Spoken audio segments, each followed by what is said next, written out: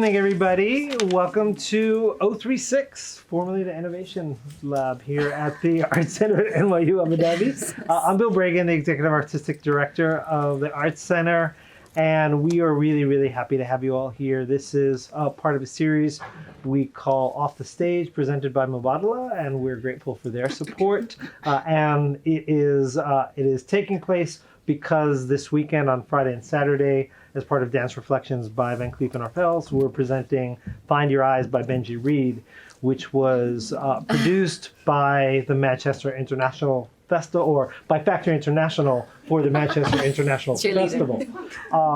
And when we heard that Michelle Rocha was coming in for it and said, how can I be useful?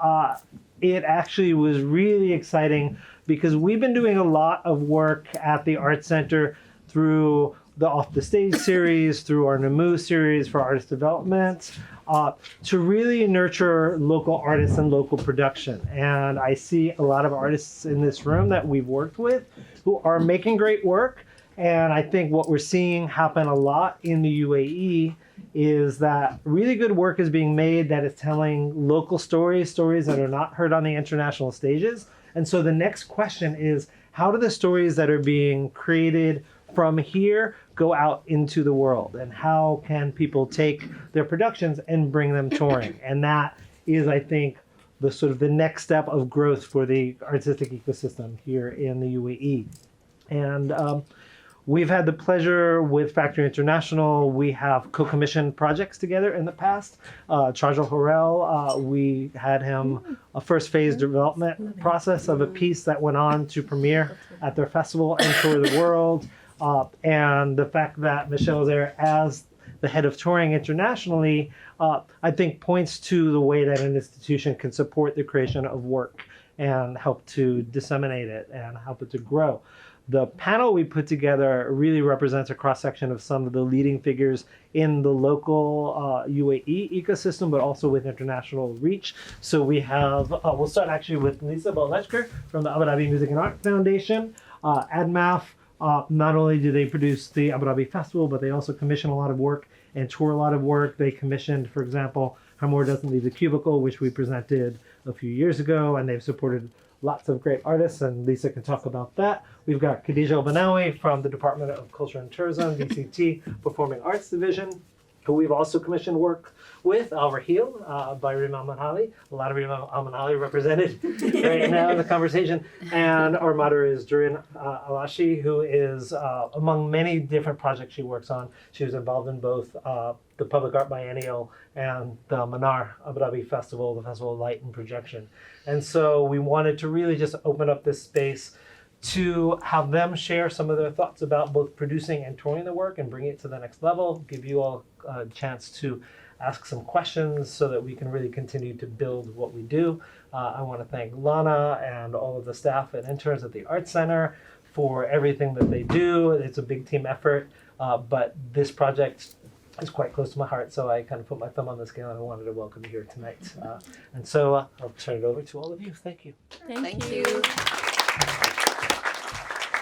All right, so let's start our conversation. So as Bill has mentioned, today we will explore how creative projects are traveled across borders, how they are imagined, thought, and produced, and most importantly, how we take projects or shows or performances for different audiences. So as we all know, touring is not only about taking performance or an artwork or a project from a place to another. It's really beyond that. It's more about partnerships that we create, collaborations, the community we build there, and most importantly, cultural exchange as well, and the long-lasting experiences and community and connections that we create. So I think I'm just gonna Bill has already introduced you all, so we're going to start with the questions. So my first question would be for Michelle. Michelle, from all of your experiences into touring different shows around the world, we all know that it requires really artistic ambition and lots of logistics behind it. So what is the most challenging part of taking a production from a place such as Manchester to Tokyo, for example, and other places around the world? So what is the most challenging part? Thank you. I think, so I'm originally from Hong Kong, and in Chinese, the word for danger or challenge as ngai. Gay, ngai means danger, but gay means opportunity. So I always take that two spectrums when we think about challenges and really think, right, there is a big challenge that I need to solve there, but what other opportunities can I build from that? So I think I approach challenges from that way. I think in this current international market scene, some of the biggest challenges would be things that we cannot control. These include wider climate political situations, that uncertainty, and of course that affects finances. So a lot of times the negotiations are really around finances. But if you take a step back and think about what is it about money that we're really talking about, it's really about the value and the value that you add to whatever you're producing, the work, but as you said, the bigger cultural exchanges as well. So say, for example, you mentioned about Tokyo.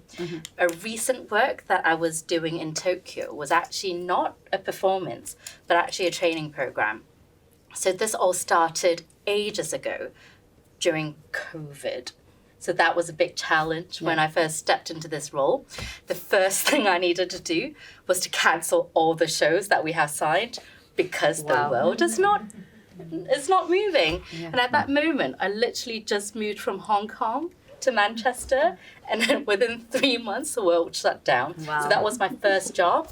But actually, out of that conversation, I was trying to negotiate a contract with a Japanese presenter to present an MIF 2015 show called Tree of Coats with Ray McGregor, Jamie Exiggs, and Oliver Eliasson. But obviously during COVID, we could not deliver the work because no one can fly there and the freight's not going anywhere. But off the back of that conversation, and remind you that that was 2019, 2020, we had a very long discussion around actually what is it that we want to collaborate on. And then in 2022-3, I got an email back from them and go like, oh, actually, instead of having a big show, can we start with something different, something that is more in-depth? What about a training program? And so in 23, they invited us to do a 5-day producer training program in Japan. And I went earlier this year. And this continued on to a mentorship program. So I would say when you face challenges, no matter what it is, there would always be a way for you to figure out, actually, out of that, I understand what are some of your worries, what are some of the things that are really important to you. And then we meet in a different point and go like, oh, actually, instead of this thing that we think we're all focusing on, this is another thing that blossoms. Yeah. There's always opportunities behind the challenges that we face, and we need to explore them. Exactly. So my second question would be for Lisa. So you have worked across so many cultural contexts, from the Gulf to Europe. What is universal principle of arts management remain constant from your experience? God. I mean, turning it into a philosophy, really. Honesty, trust, and go with your gut instinct. I'm sorry, that's universal. I know. That's it's a bit airy-fairy, but that's the key to it. Art in all its varied forms is based on human relationships, and from the leadership to the people on the ground making it work, we've got to get on with each other. Because I might need to phone you at 4 o'clock in the morning. You might need to call me at 4 o'clock in the morning. And, you know, regardless of how wonderful a relationship may start, there will always, there will be a rocky patch. Guaranteed. So you've got to have that initial understanding and just get on as people, really. Of course, does the production fit? You know, can we add value to bringing the whole circus to town, particularly when it comes to any country, you are looking, and your funders are looking at how can we embed in terms of training, development, arts education, connection with schools and other educational institutions and so forth. But yeah, it's communication at the end of the day. And a preparedness. Before I joined ADMAF, my very first interview was with an accountant, and he told me, whatever you do when you join ADMAF, expect the unexpected. That is my mantra for life, and it's been the mantra for my career. Expect the unexpected. Everything is unpredictable. Exactly. But I like that when you said trust your instincts, because it's really important to trust your own intuition and what it tells you, because that's the truth, let's say.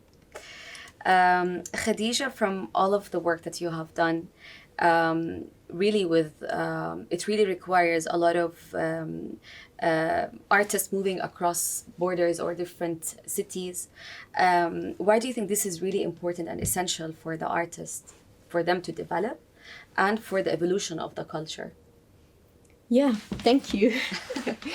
Well, for me, movement is really at the heart of my existence and also my professional trajectory. I believe that artists normally in a best case scenario, they have to thrive in their local context first to be able to move through the world and learn. I worked in contexts mainly in Africa and also the Middle East, where artists, most of the time, especially from the independent networks, they don't have much opportunities in their own cities, countries.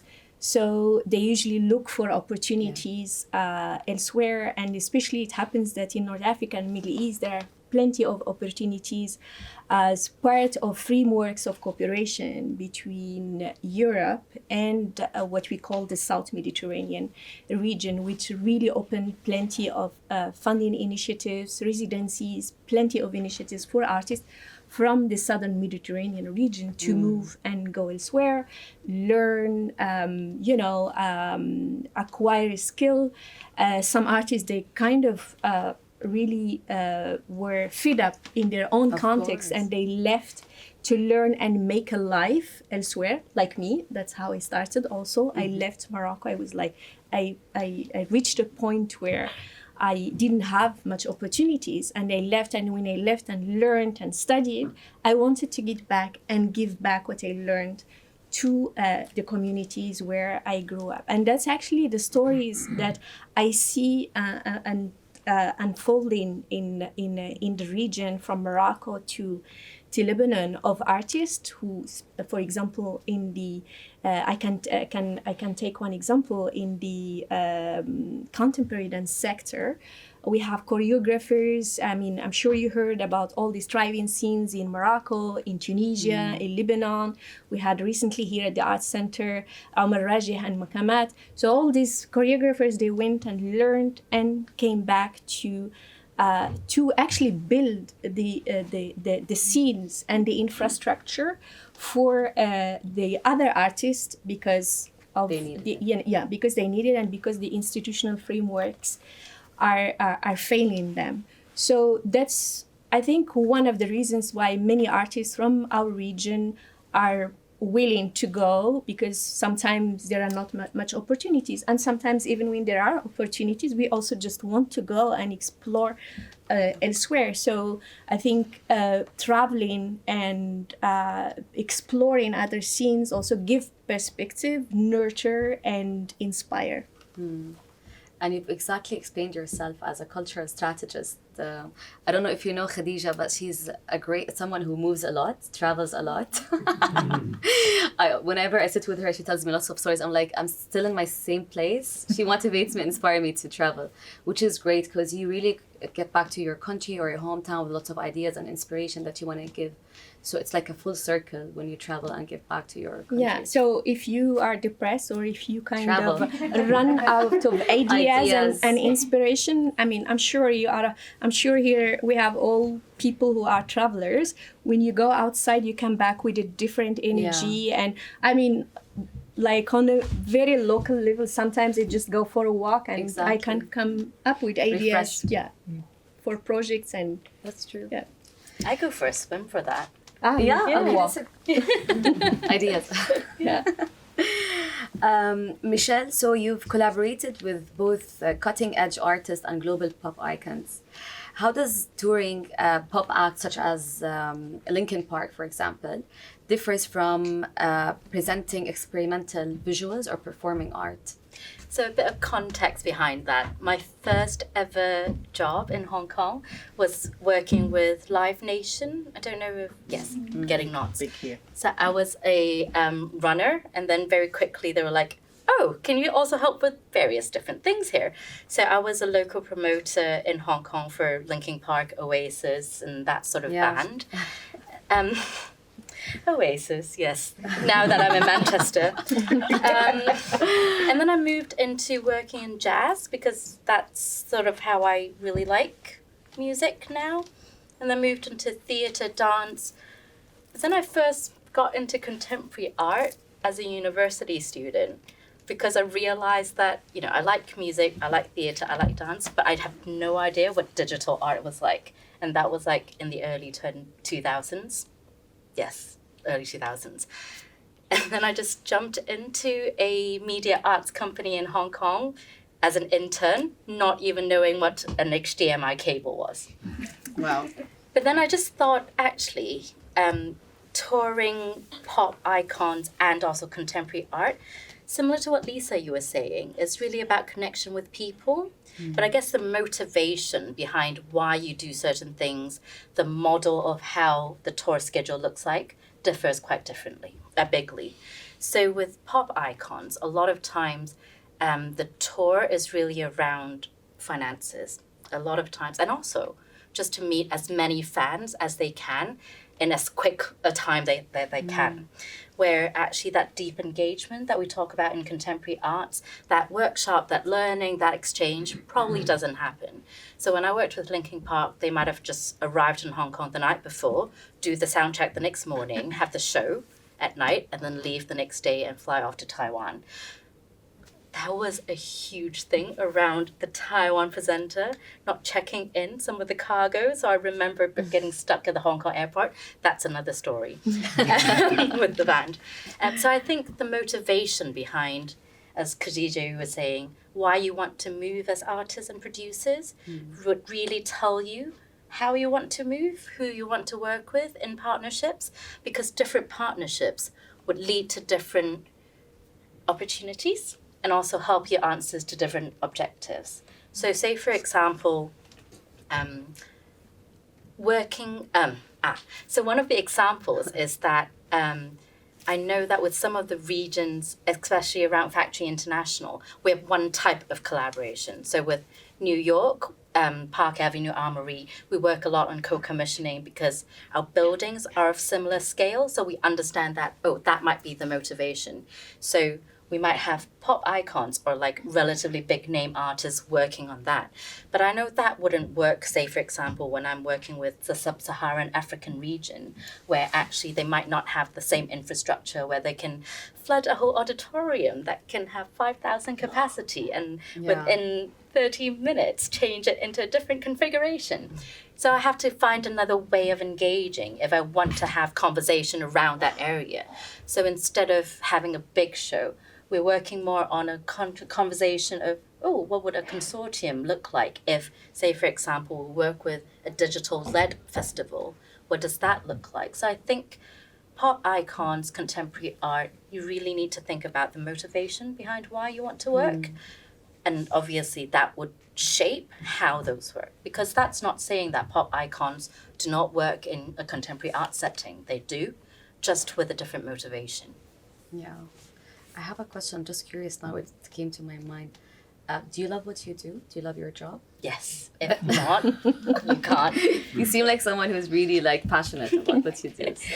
I mean, like, I think we would all share like the the three of idea. you, actually. Because it sounds really glamorous what we do. We travel a lot and we see all these amazing sights. But I do miss my cats a lot. Yeah. It's really important to find something like your job. It has to align with your values and what you're passionate about. From there, they could give a lot. It becomes a hobby or like a talent that you're doing rather than a job, like a corporate job or... Okay, so Lisa, so you worked with ADMAF, and we know like one of ADMAF's flagship initiatives is the Abu Dhabi Festival, which was launched, I think, in 2004, if I'm not mistaken. Well done, and it, tick. good job, good research. So it really became known for creating meaningful global collaborations and connections. What does it take to create partnerships that are truly sustainable and mutually beneficial?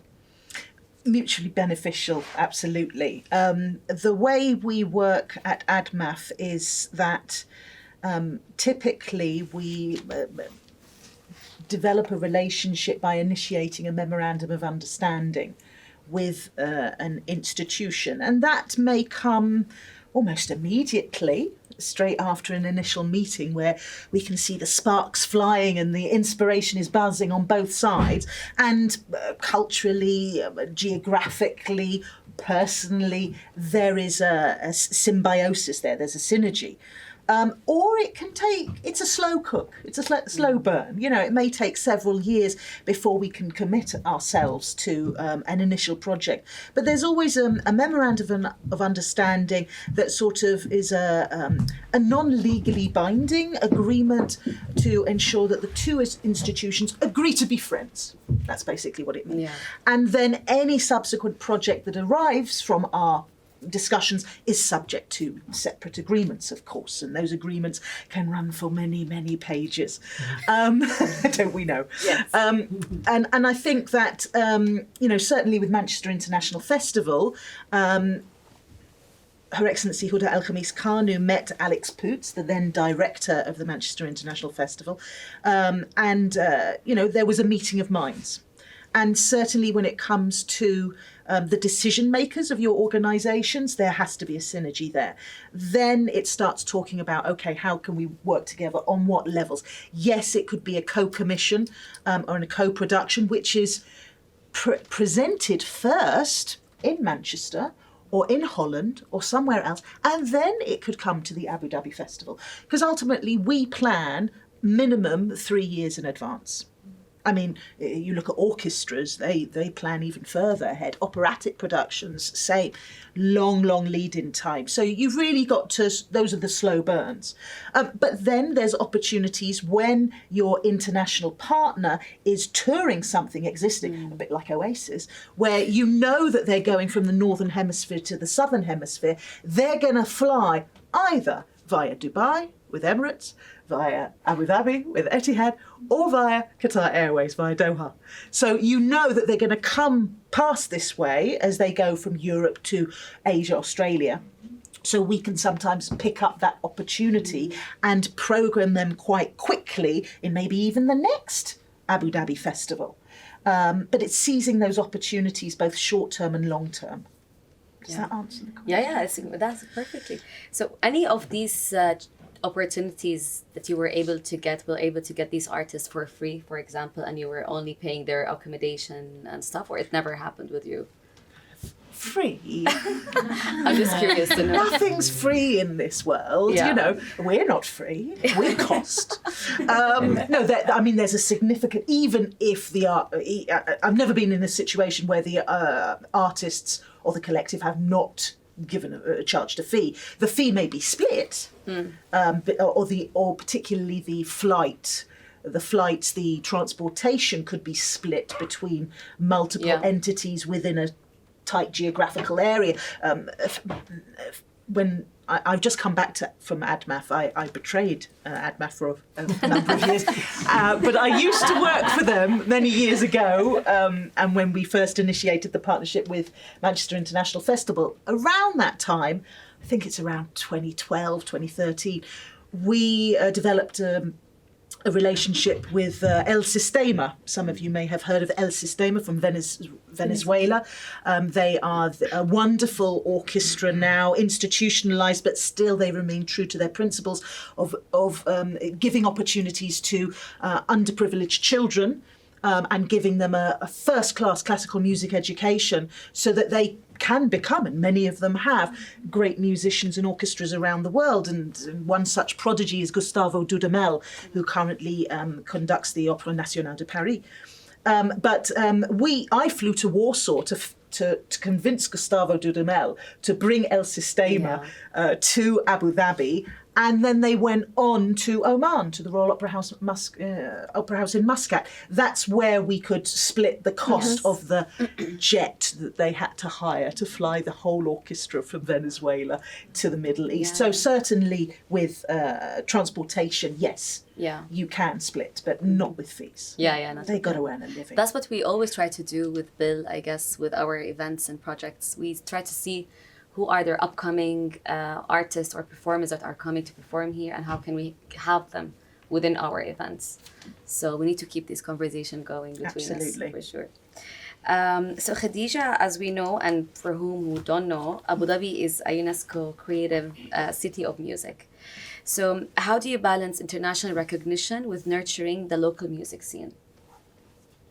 Well, so that's Abu Dhabi as a UNESCO Creative City of Music. It's a title that covers all the work that is done here in Abu Dhabi in terms of music from the Arts Center, from the university, Berkeley, Abu Dhabi, all the DCT sites and programs, ADMAF, MISA, all basically the music stakeholders in Abu Dhabi that are investing in the music sector by nurturing the talent, building the capacities. Of course, nothing is perfect, but we're really working hard to work in that direction. And the title provides that international recognition, being part of an international network, which is the UNESCO Creative Cities at large, because there are 7 creative sectors, from gastronomy, film, literature, fashion, and you name it. Music is only one of them. And actually the music network is the biggest network in the whole Creative Cities network. And so the international, I think it's always good to give examples and not just speak out of concepts. One of the examples that we had the opportunity actually to work on this year, and it's one of my biggest prides, is the Jazz Month. We, if you all know, Abu Dhabi this year, actually in April, it sounds like last year already. Yeah, it feels like last year. Was the host city of the global concert. So each year there is a global concert in a city, not necessarily a creative city of music. And by the way, Abu Dhabi is the first creative city of music to host the global concert. And on that occasion, we decided to not only celebrate the jazz, the day of the International Jazz Day, but seize the opportunity to activate and raise awareness about jazz in the city. So it really started one-to-one conversations with Bill, with ADMAF, with MISA. We were thinking, actually at the beginning, to have a jazz week. Yeah. We ended up with 1 month and a half of jazz. Even the Herbie Hancock Institute, they were impressed by the work that we did. For me, it's my pride because I really had no budget. I just spent time and energy, good energy, positive energy, and a lot of passion. Of course. Talking to the colleagues, making presentations, really working for almost 6 months to, at the end, we delivered that Jazz Month, and it was not only DCT, but all the stakeholders. So that actually gave really an exposure to Abu Dhabi, not only as a city, to the music scene here in Abu Dhabi. And to come back again to the basis, which is here, the local scene. I think one of the things that we're doing as part of a City of Music, we put in place a partners group, music stakeholders, mainly programmers. So we meet twice a year where we exchange programs, and I really hope that from that, other projects can also be developed. And and as I said, the City of Music, it's not a project, it's not an initiative, it's a title that we succeeded to earn because of the work that is being done in Abu Dhabi by all the music stakeholders. Yeah. And is the title, do we have like specific years that we can have the title, or is it like forever? Normally it's forever as long as UNESCO We exists. Yeah. Can I jump in on that? Because Yes, please. when I first joined this organization, we were just called Manchester International Festival, and then we changed our name to Factory International because we also have to now run a building. But just in that name, Manchester International and Festival, one of the first people I've met, so I work in the international team, he works in the creative engagement team. And I looked at him and go like, oh, you're the Manchester, I'm the international, and we're the festival. But that aside, actually we do have a lot of, because that is such an important vein at what we do. So we have something called Factory Fellows and Factory Sounds Fellows, where these are artists from all different art forms. And they get to shadow some of the projects that we do in MIF. So say, for example, one of the artists shadowed Benji for Find Your Eyes, and then they might take Benji's perspective and structural thinking to inform their own practice. They would not like copy and paste things, but actually that is part of the artistic development. The other thing that we do is we very deliberately put in the local faces into the international work that we do. So one of my favorite, I shouldn't say that. I shouldn't have favorites like Bill, what you said. But one of the projects that I tour a lot, actually two of them, one is called What is a City But the People, and the other is called An Inheritance. So What is a City But the People is a work that opened MIF 2017, where we worked with Richard Gregory, the director, and Jeremy Della, the artist. And the offer is to celebrate the people of the city on a giant runway in the city centre. Don't think it will work in Abu Dhabi because it's really hot here. Manchester's nice, 15 Maybe degrees winter. Celsius. Yeah. Does it get colder? Yes. Oh yeah, don't worry. Not constant. So, but then with that work, what we did was we brought 150 local people and just told their story through 2 screens, which has photos and live video, and also just got a writer to write 3 sentences to talk about their life. We thought that this work would just happen in Manchester, but it's been to Bergen, it's been to Utrecht, it's been to the Sydney Opera House most recently, and all the stories are local stories, but from that international perspective. And the new work, An Inheritance. So if you're coming to Manchester, it's still happening in November. And Bill, you're looking at me going like, yes, I've sent you the video already. It's when we work with Rosabelle Tan from New Zealand and 2 artists from London, Andy and Becky. And their proposition is to 500 students in the 10 schools across 10 boroughs of Greater Manchester. As ancestors of children 100 years from now, what do you want to leave behind for them? So again, I love that. Oh. And then that obviously is around local stories as well. And we're actually working with local teachers to develop workshops. We again knew that actually it's a very local thing, but actually it might be going to Australia, it might be going to Japan. So these local and international connection all starts with a very small seed. And that actually goes to the touring bit and the challenges bit around finances and when you can't fly, what do we do? So these are some of the things that we call concept touring, where actually the concept is the seed that travels and the actual international artists might or might not have to travel. So that's another way of thinking about how to internationalize your work. Yeah, you're absolutely right. And it's all about also the connection that you create. And from there, everything would be possible. As Khadija mentioned, like you operated from 0 budget or like a little budget to create a month of programming. I swear it was 0 budget. And it's just because of, I swear to God, it's because of the network and the people that you have created throughout your journey who build trust and they know you and, you know, like just turning these professional relationships into personal. So from there, everything starts to become smooth throughout the process. So Lisa, you've mentored many, and also worked with many cultural leaders, or Worked with, haven't been. You make me How sound many? like I'm 85 years old. with two so far. Yeah. With with the cultural leaders, and you've worked with them and you've mentored as well.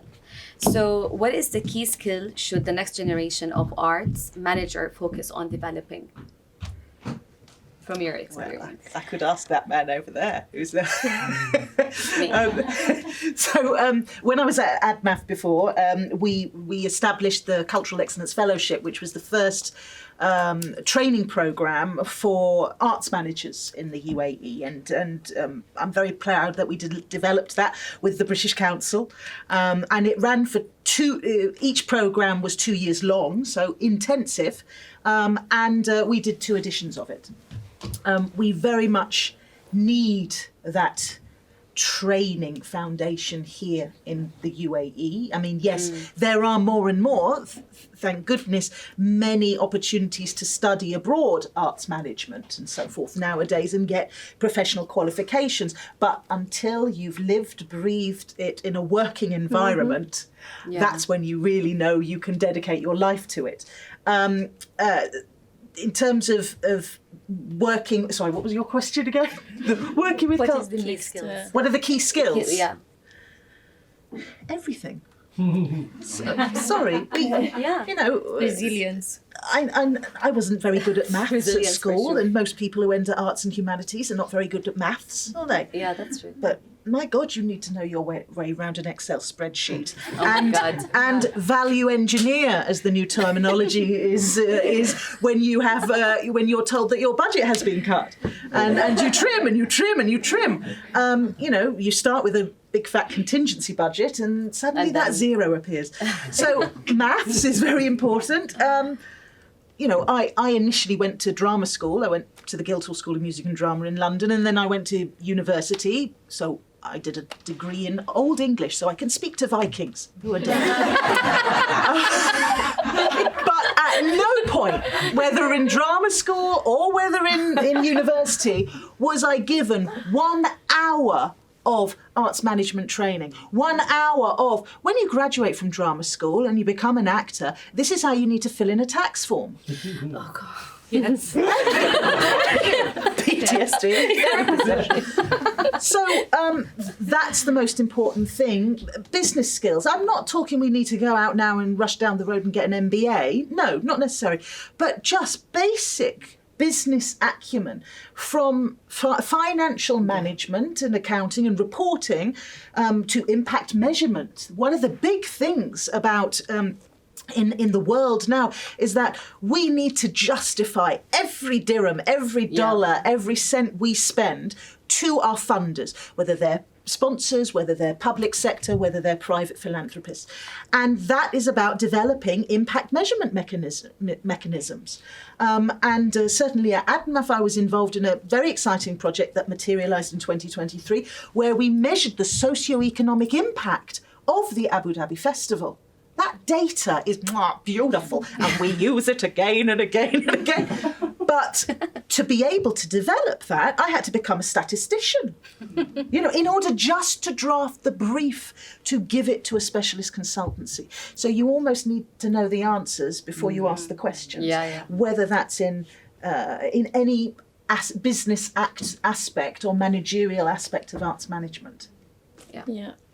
I think in one of my past lives, I generated data just from a very basic Excel sheet when I used to manage the Mobility Fund Art Moves Africa. And I just realized that we were receiving many applications from visual arts. And they just took that number to Andy Warhol Foundation in New York, and they gave me a grant out of that. Wow. It's really data helps a lot in, in funding, in communication, in. Yeah. And also, if I can add, with that, we are almost interpreters because we work in arts management. We're not performers on the stage. So we've got one foot in sort of the reporting mechanism and one foot in the management and one foot in the artistic context, the narrative, the work itself and so forth, and what it means to people and how to convey it to people. So we're in that. We've got one foot in one world, one foot in the other. And I think that's a very special place to be, because a lot of the times we're going to people, maybe who are existing outside the core cultural sector, but we have to convince them. Whether it's a health and safety person, I love them, or whether it's a local councillor, or whether it's a private sponsor from the banking sector. These people may have spent more time on a golf course than in a gallery, may have spent more time in somewhere else than a theatre. How do you embed in them the excitement and the passion to get them excited to become a champion so they sell it up the decision-making mechanism in their organisation? So we really have many, many hats, and I think that's the key skill. Yeah. And unfortunately, an artist is not supposed to do that. That's why art managers are very important. They are translators, mediators between the artists, the communities, and all the decision makers. Yeah, usually the artists, they don't know how to promote themselves or talk about their work. For them, they're not supposed to do so. They are supposed to focus on their artistic creativity. Yeah, exactly. Khadija, I think you've witnessed the progress of the music scene in Abu Dhabi. It's been just 5 years that I'm here. 5 years is good enough, right? Yeah, go ahead. In this world. What is like an advice you would give for an upcoming emergent artists that are basically based in Abu Dhabi? So what would be the advice? Any emerging artists here? I think I think the room must be full of artists, and I think first of all, to understand the context where they produce or where they create or where they want to create. It's important to know what is out there. I think that, and you used the word emerging artist. I think an emerging artist cannot afford to have a manager here. Not only here in Abu Dhabi, everywhere. It's also to kind of understand the system, how to be able to navigate it, to understand especially the institutional frameworks or the institutions, to know, for example, DCT, to know ADMAF, to know MISA, to know the Arts Center here and many others, and really look for information. As an emerging artist, we have more work than an established artist. I think information is key. It's been 5 years that I'm here, and I'm trying to kind of sometimes duplicate. I made mistakes trying to duplicate models that I succeeded to establish elsewhere. But I think information is really key, and I believe, even though, for example, the Gulf region, or what we call the GCC, does not have access to a lot of funding. Some of the funding that exists there for other regions. I think there are possibilities through the institutions here, but also through the institutions in the region.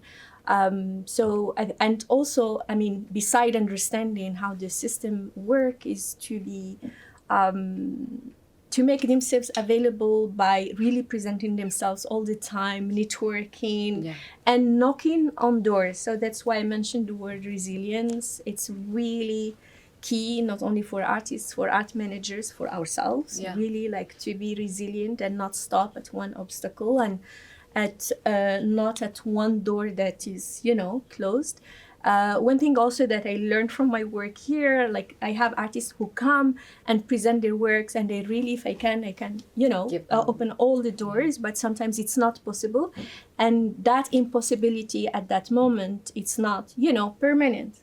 There is always a possibility at some point. So really not too shy to present your work and keep the managers there, or the programmers, or whoever can kind of create an opportunity to keep them informed. I'm personally, I really like, I'm really old school. I signed up, I think, for thousands of newsletters, and Yes. I'm in many WhatsApp groups. I created one actually because I couldn't find information when I came here, and I think information is I mean, it's powerful at some point. So I mean, keep doing what you're doing, and don't lose hope. And yeah, And Bill's giving us very important information there. can we move to Okay.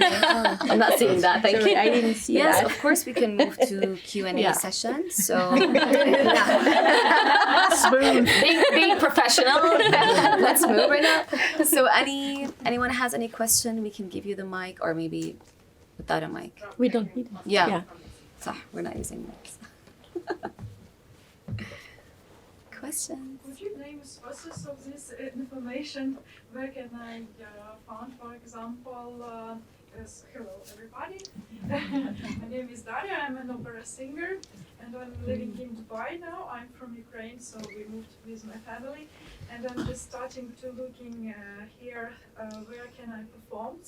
And for me it's very difficult because previously we lived on Cyprus, I had a lot of charity projects, etc. But here I just don't know where I should look for this information, because in Dubai there is no theater or opera theater or musician community. Maybe you can give me advice, what sources or where can I find this information? Well, I mean, the information is out there, scattered at some point. I can tell you personally, I signed up, I don't know, to like 5 WhatsApp groups from Junction Theatre, Arts and Culture Dubai, Sharjah. I mean, these are the information. And then, of course, you mentioned you are an opera singer. Is Dubai Opera. Their newsletter so far is mainly about, you know, the events that they organize. I don't know if they have any community, you know, projects, but basically really looking, and I mean, internet now is really like kind of a good source. If you're based in Dubai, I think Sharjah Performing Arts Academy, it's also a good place to go and to look for information and connect with people. They have a big event. Actually, it's a big networking event in October. The world stage. Yeah, festival? I mean, I World believe. Stage Design mid-October. Yes, yeah, and a Circle Avenue and others. So it's scattered there, and you need to kind of, you know, to navigate it. So, I mean, like in many places, personally, I sign up for many newsletters just to get that information. It's a lot of work. I do it to understand actually the scene, sometimes to look for artists, and sometimes also to share information with artists. So you are more than welcome to join. I can share with you my contacts after to join our WhatsApp group here in Abu Dhabi. Oh, thank you so much. Thank you. I think I wanted to go. Oh, we got Carlos. I'm gonna defer to you, and then I'll come in with my. Okay. I think right now in Abu Dhabi, I'm feeling like the spaces for starting to build community are kind of popping up. I see them and they're happening, and you bring in people who are non-artists or people who are artists who have not yet made work here. Those spaces are starting to come up. And then there's like that's here, and then over here there's showing work at a big stage like the Black Box at NYU or at Dubai Opera or whatever. And then I feel like there's some kind of space in between that is non-existent here yet for the local scene specifically. Like Short and Sweet that used to run Junction comes to mind in Dubai. But I wonder if there's other, because that's like one festival that happens at one time. And I'm wondering, like, from that community gathering where you do a workshop or whatever to that point where you're showing a full-fledged show, what does it look like in your experience where you have that middle ground? It's both coming together or connecting. I think the you know, like the independent initiatives with the big ones, or like call them the institutional ones. I mean, it's really those in. I mean, I totally understand what you say. It's like really filling that gap between. I mean, I'm using here the independent scene and the institutional and the institutions, and I think the independent scene, from my previous experience, was always the one driving that dialogue. You know, the one pushing for dialogue. That's why I mentioned resilience, persistence, and I think there is a possibility of creating that dialogue and creating the middle kind of initiatives will come from the independent, based on the basically advocacy and lobbying, you know, and dialogue, of course, with the big institutions. And just to jump in on that, it's also interesting to understand the different types of scale, because you mentioned community as though it's a small scale audience number versus larger theatre in terms of audience number of finances, but also scale can be looked at in terms of international reach or impact that you want to create. As you said, a lot of times independent artists are the ones who move the conversation or actually develop new things or actually branch out into more experimental work, where actually larger institutions might not have that buffer zone for risk because they are carrying so many funding burdens or like we're answerable to certain organizations. Whereas as an independent, you're actually more flexible in making the changes and also future-proofing art and culture. So I think the idea behind what you see as scale can be expanded so that the middle ground is something that you can create, as actually we're now not looking at audience number, but we're actually looking at in 10 years' time, what is the next big thing? And quite often, as Khadija is saying, that comes from the independent scene. Hi.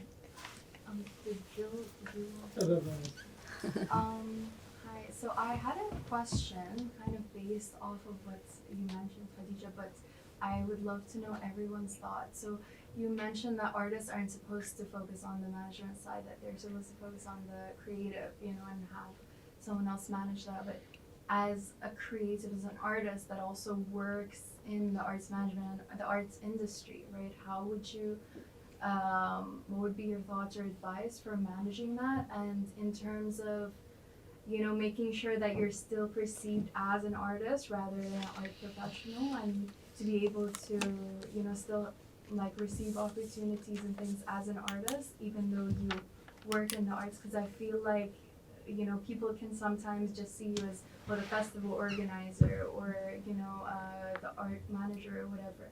How would you like advise for managing that aspect? And the follow-up to that is, since you mentioned that like artists can't usually here afford managers, right?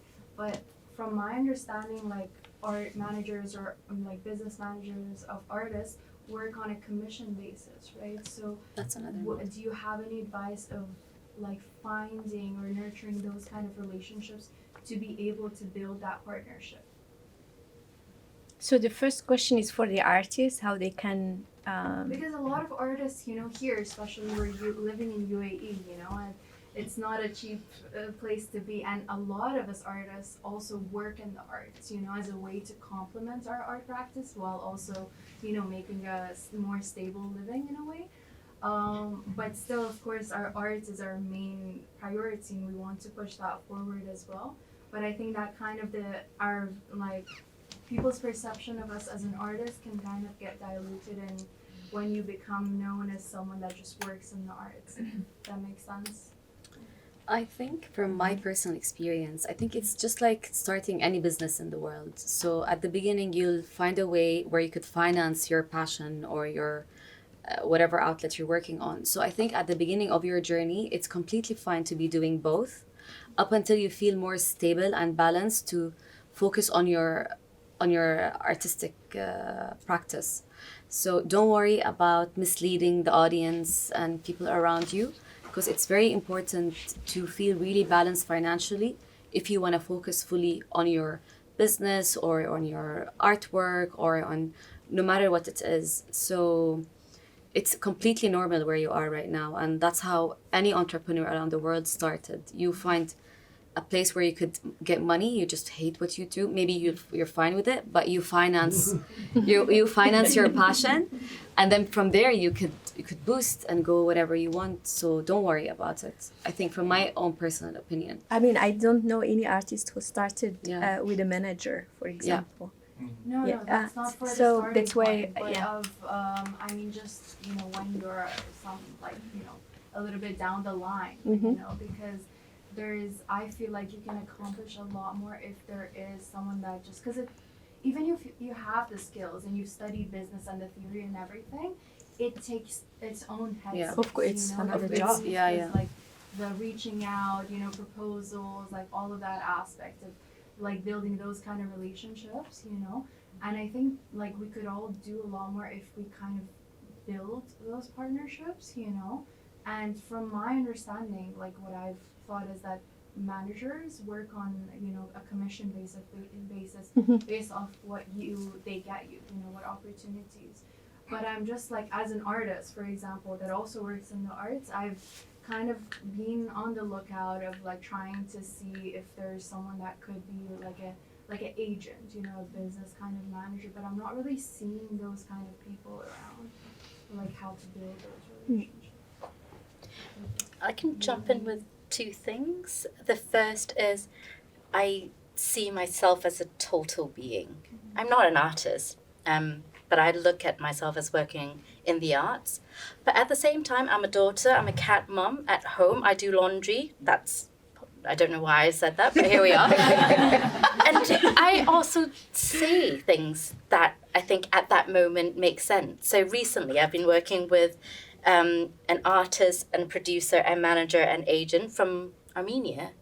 And she, when I first got to meet her, presented herself as, I'm a producer, but I also am a musician and I work with this band. And she just very clearly said, these are the two things I work on. And in our first conversations, it's really about developing her practice as a producer and how she can be the conduit for other artists that she likes working with. And then I went to Edinburgh and she suddenly Instagrammed me and go like, oh, Michelle, you're here. I'm actually performing in a show. Can you come see it? So actually, as you were saying, don't stop making your work whilst you're doing other things that either you're driven to do or need to do, but continue creating and tell people about that. So that's number one. See yourself as a total being, because each inform the other, even the laundry part, because that's important. The second bit is around agents, manager, and being advocates for each other. So actually going back to what Carlos, you were saying, community and the network. A lot of times, a lot of these conversations of word of mouth is just through people that you work with, who you respect, or people who like your work. They are not people who like, I'll give you 10 pounds, and can you say something good about it? It's usually people that really respect your work. And so you can also be a conduit for other artists that you really like exploring. And obviously, as you were saying, there are different types of management and agent relationship. In the UK, there's a very established model of, I'm an actress, here's my profile photo, and the agent goes send it out to a lot of people. But there are also other management types which are more structured in terms of,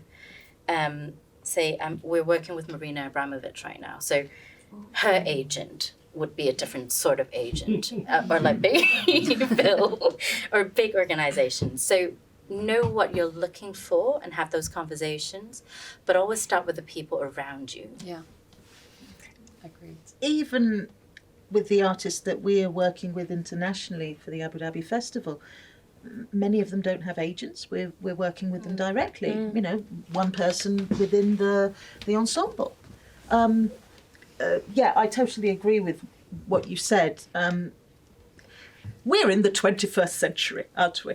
And the idea of the gig economy, of leading multiple careers at the same time, no longer do you go from one career to another. You could be juggling 2, 3, 4 at the same time. And so how you divide yourself, that's down to your discipline. In my 20 years living in the UAE and 30 years living in the Middle East, I can count on maybe 2 hands the number of full-time artists that I've worked with, right? Who are wholly dependent on earning income from the gift that they have. Yes, there's people who fortunately have married very well. There's people. Right choices. Let's be honest. There's people Smart who choices. have family money or have rental properties and they earn the income through rental. They subsidise their artistic career. And then there's the rest of us who need to work for a living. And thank goodness that you work in the arts. I know people who work in banks. And they're creatives. Sorry, scrap that. But you know what I mean? You're already in the arts universe. You're getting all the information that Khadija is sharing with you. Your information is power. Use it, obviously, in your professional role within that organisation. But also, I'm sure you use a lot of that information for your, to boost your career. I know 2 people in this audience who are living parallel lives at the moment. Do you know what I mean? So you're definitely not alone. Look, let's be honest. It's a pyramid. Yeah. There's a very small top of that pyramid that become the Marina Abramoviches of this world, I certainly wouldn't recommend running out and signing with the first agent or representative you meet because there's sharks out there. Believe you me, I've been on the other side as an actress. You do not. And this region, it's exciting, and the reason why we're here is because it's growing. It's not fully formed yet, it's not fully established, and I think the sort of the representation agency side of things is still very nascent. So keep control, be disciplined, and be proud of yourself. Yeah. Right? And keep networking. Yeah. I Yes. think by putting yourself out there, Everywhere. talking about your work, you will find a person who would support I you. think there's also one thing I'd like to add. With the presence of internet and social media and Instagram and LinkedIn, things are becoming really easy to get opportunities and to, put yourself out there and share your profile and whatever you do. A lot of opportunities that I personally got was through Instagram. I just send out messages to people who I feel like I want to collaborate with or work with. And on the other hand, a lot of artists that we worked with, they've sent us on Instagram like a message, hey, I know that you work with that project, any way that I could pitch my profile or anything. And that's how we work with them. So things are becoming easy. It's not like before you need a manager who would send a proposal or a presentation. It's no longer like that, right? But network. I mean, what you say is the digital sphere brings a lot of opportunities right to you wherever you're sitting, whether it's in a coffee shop or on the bus. But stalk with charm, physically. Stalk with charm, in person. Literally. Network. Too often I meet people and they are hidden behind screens. They don't go out and they're scared to network, right? I'm great on a stage. I love a microphone. But put me in a cocktail sort of networking environment and I'm not so mouthy. Right? Because I don't have the confidence to go up to people I've never met before and start engaging with them. It's scary for everyone. And yes, we've all had people who look you up and down and walk away, right? So just keep going, but network, because as I said at the beginning, it's based on human relationships.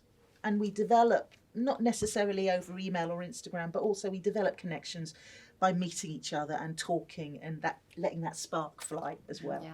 And it's an acquired skill. It's not, it's something that could be acquired. Yeah. And of course, in some cultures, it's difficult to go there and just introduce yourself spontaneously, but it's how it is in our sector, in other sectors. I personally never got a job out of sending a motivation letter or responding to a job call. It's just through meeting people.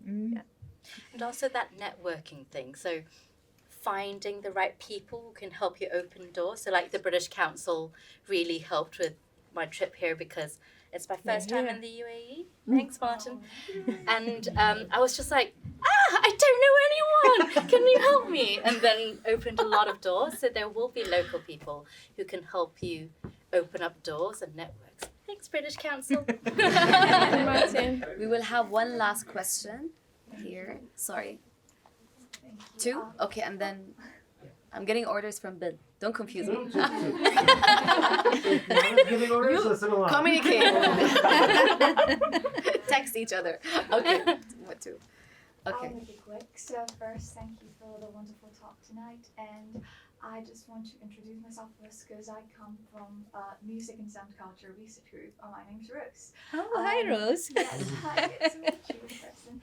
As I'm working, so I can feel more and more the AI factors is affecting the world of art, and I'm just wondering how what's the impact of AI in arts management?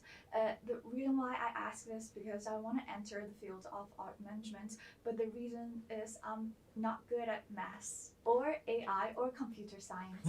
I just hope that in the field of arts management, it's not that required that people manage to do things like AI, like computing.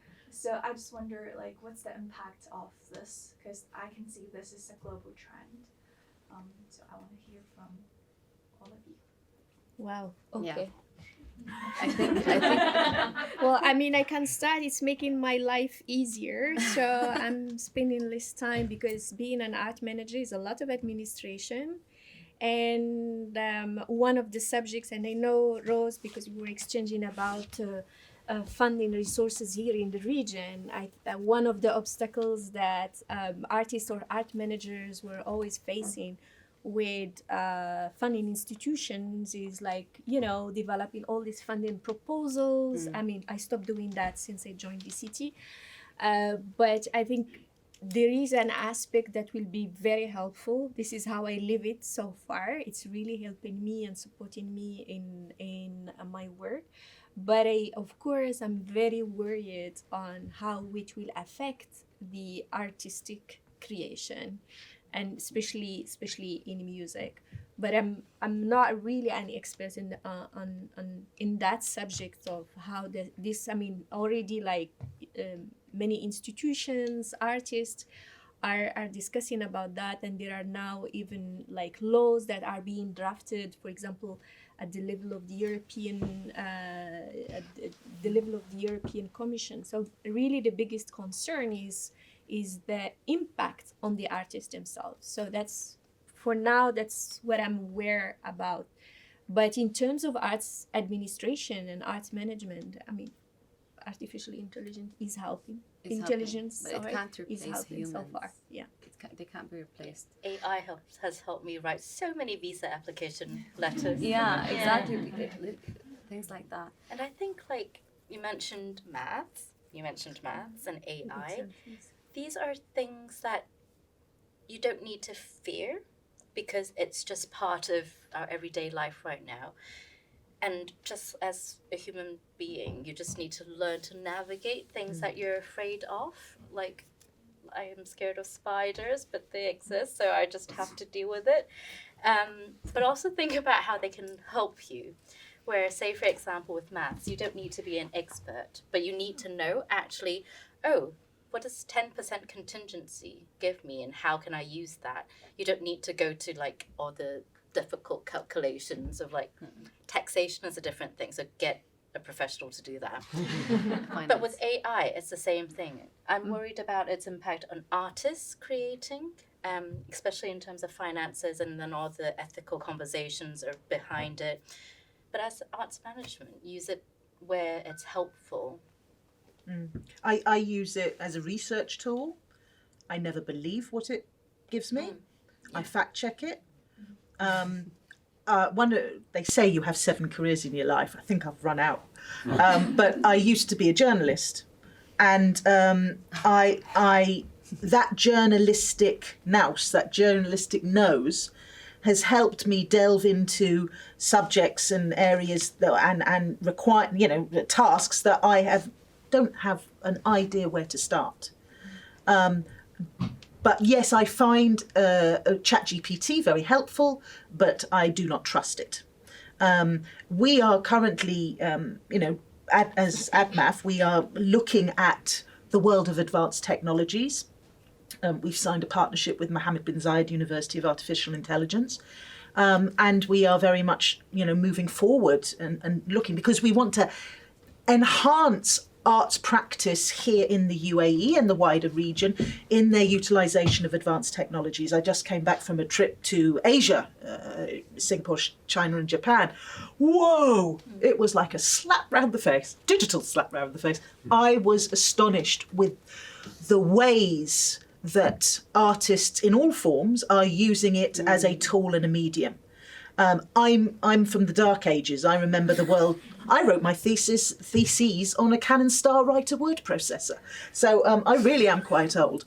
But I now embrace the unknown universe that advanced technologies gives us, but we need to be responsible in harnessing that, both as arts managers in our work, and also in advising and guiding artists as we is a great part of our job to do, definitely. Thank you. Thank you. I think we'll have one last question there. Yes. Thank you. My name is Masha, and actually I'm trying to build a sort of art community already a few years. So I met Darin before, I met Lisa. So I did my networking, let's say. Yeah. But in some moment, so I pointed out like my project Art Social is a community. And then the next question comes, like what is that sort of organization? It's what I should have like in my hands. Because I will tell you real situation that you mentioned Misa.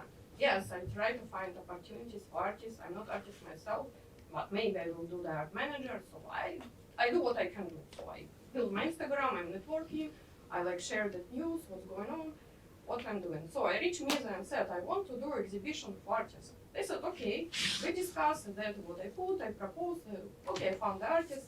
And then they sent me, asked me, by the way, do you have some documents? I'm like, I'm an art enthusiast. Like financial registration. License. License for what? Actually, then I As had an then entrepreneur. I go DCT, I got my license of Abu Dhabi guide, so I license guide, and I go to the Louvre. And then in the end of DCT training, I ask them, is it enough, for example, to work if I'm the housewife visa? They said, we don't know. So I was like faced that situation already a few times, and now like I'm already like next step. I want to be like sort of art entrepreneur, like do something officially, but still it's a bit lack on information. What is it? Community. It's very popular word. It's year of community, but what is it exactly? It's more like a comment, not a question, because I just maybe believe it will be some more workshops like that, then could be invited like real professional lawyers, I don't know, who can comment on that. Yeah. Because with artists it's more clear. Artists sell their own work, but artists come to me. We won't sell. Masha, how to sell my work? What document to have the trading license is quite expensive to start, let's say. Yeah. So it's only like a comment. I believe maybe one day it will be some workshop on that topic. No, I'm sure there are a lot of people around us that are facing the same obstacle or difficulty. It's confusing, to be honest, but I don't know. Artists technically also need a license to sell their work. Yes, thanks God that artists I really? on me that had it. So it was enough for me, but I was very stressed. When they discussed with me like 1-2 months the project, and then in the end they asked me some documents, not in the beginning. But it's like real situation, not artists had, they had. Finally it was fine with me. If you are, if you're engaging in commercial transactions, certainly you need to get yourself a license. If you join M39 in Mina Zayed, I understand that they have a partnership with Virtue Zone still. And Virtue Zone, one of the country's leading corporate licensing advisories, they come every month, I think, to M39 and they give free advice sessions. Okay, so go down to M39 and join them. Yes, It's I plan to go actually the day after tomorrow there. brilliant. Yeah. All right. I know you've been there before. Yes, tell them Lisa sent you. That's the last stuff. I would. Also, I mean, in Dubai, when I worked in Dubai before, there were a lot of artists who would go to the DED Cafe on Jumeirah Beach Road. For artists, but I'm not an artist. Yeah. I'm like, So I think But no, other creatives as well, because you could sit down with the representative of Dubai Economic Department, explain what you do, and they would find you the right category to put either on your freelance license or on your home license as a housewife, or on the first step of a company license. And once you build a portfolio, you can apply for a creative or golden visa. Golden visa, yeah. yeah. yeah, that's I dream about, but No, But I like totally. I'm on the right way. Work towards. You can also check with 2454. 2454 Yeah. is the creative zone. That's where I got my freelance visa, and that's how I'm working with different projects and institutes. I couldn't work if I don't have my license. Freelance visa because it's like what now I want to do, like freelance. Yeah, just get it, and you get your license, and you can work with whomever you want. And when institutions and entities, whether they're public or private, they ask you for documentation, that's what they're asking for. They're asking for a license. License. Emirates ID, passport doesn't cut it anymore. You need to be registered either as a freelance professional or as the founder, CEO of a company license. We're done.